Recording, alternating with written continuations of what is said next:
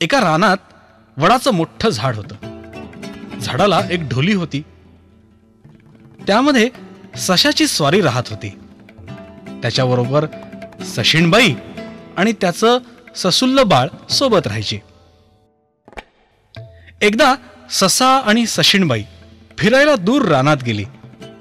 ससुल्ल बाळ एकटंच ढोलीत झोपून राहिलं. एकाएकी वारा सुटला. वडाची पानं लागली गळायला. एक पान पटकन पडलं. ससुल्ल्याच्या अंगावर आदळलं. ससुल्ला दचकून उठला. कावरा बावरा झाला. आधीच बाळ भित्र भारी. कुठे खुट्ट झालं भिवून जाई, कुठे सट्ट झालं भिवून जाई, झाडाची पानं सळसळली भिवून जाई, असं हे बाळ भित्र भागूबाई. आता तर काय, वडाचं पान मोठाललं, अंगावर फटकन आदळलेलं. बाळाला वाटलं आभाळच फाटलंय, त्याचा तुकडा कोसळलाय. झालं. ससुल्ल्या बाळाची स्वारी टुणकन ढोली बाहेर उडाली. घाबरगुंडी उडालेलं ससुल्ल बाळ पळत सुटलं. वाट फुटेल तिकडे जीव घेऊन धावत राहिलं. ससुल्ल्याला वाटेत हरिण भेटलं. विचारू लागलं, अरे धावायला काय झालं? ससुल्ला बोलला, अहो आभाळ तुटलाय म्हणून मी धावतोय. माझ्या अंगावर आभाळाचा तुकडा पडला एक. हरणाला खरंच वाटलं. ससुल्ल्याबरोबर तेही धावत सुटलं. त्या दोघांना वाटेत भेटला एक लांडगा. त्यानं विचारलं हरणाला, झालं काय धावायला? हरण बोललं, अहो आभाळ कोसळतंय म्हणून आम्ही धावत सुटलोय. या ससुल्ल्यावर पडला आभाळाचा तुकडा येवला. लांडगोबाचा समज झाला. खराच तसा प्रकार घडला. तोही त्यांच्यात सामील झाला. मारे सुसाट धावत सुटला.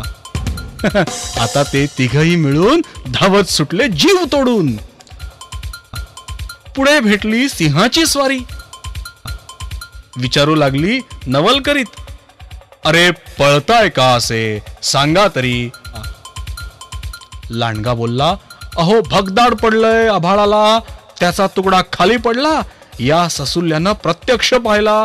आभाळ कोसळू लागलाय म्हणून आम्ही पळून जातोय. सिंहालाही खरंच वाटलं. तोही त्यांच्यात मिसळला. त्यांच्या बरोबर धावत सुटला. आता चौघेही जण मिळून पळत सुटले जीव तोडून. वाटेत एका झाडावर घुबड होतं बसलेलं. चौघे धावत सुटलेले. घुबडाला नवल वाटलं. त्यानं विचारलं, काय मंडळी, पळताय काय अशी सगळी? सिंहानं सांगितलं, अहो आभाळ कोसळतय म्हणून आम्ही पळून जातोय. आभाळाचा तुकडा पडला या ससुल्ल्यानं स्वतः पाहिला. घुबड होतं शहाणं. त्याला अजब वाटलं. त्यानं शंका काढली, आभाळाची कवची कुणी कुणी पाहिली?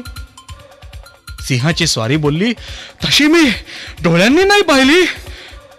लांडगा बोलला, मीही नाही प्रत्यक्ष पाहिलं. हरिण बोललं, नाही मी सुद्धा नाही पाहिलं. पण हा ससुल्ला म्हणाला, हो आपण पाहिलं बुवा, आपण पाहिलं. हा घाबरून पळत सुटला. मीही सोबत धाव घेतली. लांडगोबा बोलले, ही दोघे पळत सुटली म्हणून मीही धाव घेतली. सिंहाची स्वारी बोलली, ही तिघं पळत सुटली म्हणून मीही धाव घेतली.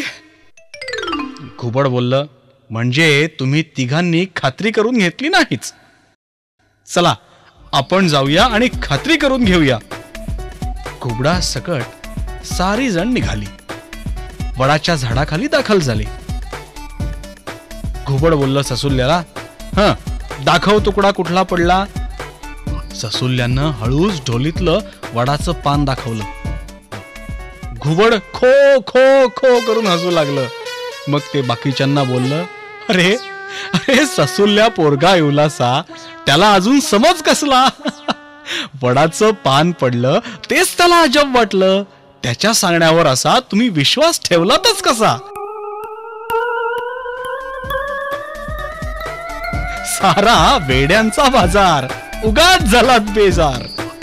चौघेही बेटे खजील झाले पुरते.